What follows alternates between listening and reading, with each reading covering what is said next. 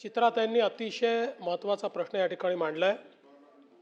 TCS मधली जी घटना आहे ही अतिशय आय ओपनिंग घटना आहे, ज्यामध्ये काही एका धर्माच्या लोकांनी एकत्रित येऊन प्रेशर टाकून एका महिलेला लैंगिक शोषण केलं, तिचं धर्म परिवर्तन करण्याकरता तिच्यावर दबाव टाकला आणि त्यातला दुर्दैवाचा पाठ एवढाच होता की त्या महिलेने ज्या आपल्या मॅनेजरकडे तक्रार केली, त्या मॅनेजरची ही जबाबदारी होती की त्यांनी तात्काळ त्याच्यावर कारवाई करायला पाहिजे होती। त्यांनी कारवाई केली नाही आणि म्हणूनच या केसमध्ये 9 गुन्हे आपण दाखल केलेले आहेत आणि त्या मॅनेजरलाही त्याच्यात आरोपी केलं आहे।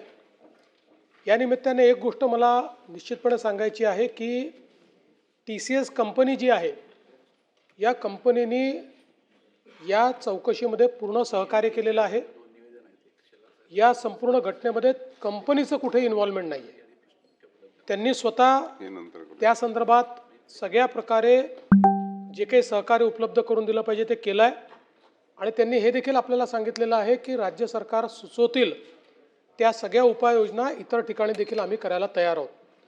पण त्यासोबत जे चित्रात यांनी सांगितलं, बऱ्याचशा कॉर्पोरेट कंपन्यांमध्ये एक मोडस ऑपरंडी म्हणून अशा पद्धतीनं कार्य चालल्याचं आपल्या लक्षात येतं आहे आणि या संदर्भात काही कायदे निश्चित आहेत, पण त्याचं योग्य त्या प्रमाणात पालन होत नाही आणि म्हणून आता काही उपाययोजना चित्रात यांनी या ठिकाणी सुचवलेल्या आहेत।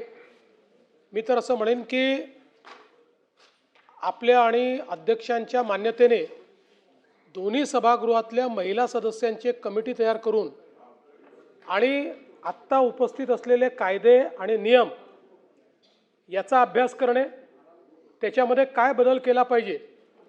विशेषतः आपण जेव्हा हे कायदे तयार केले त्यावेळेस प्रायव्हेट वर्कप्लेसेस इतक्या मोठ्या प्रमाणात नव्हत्या।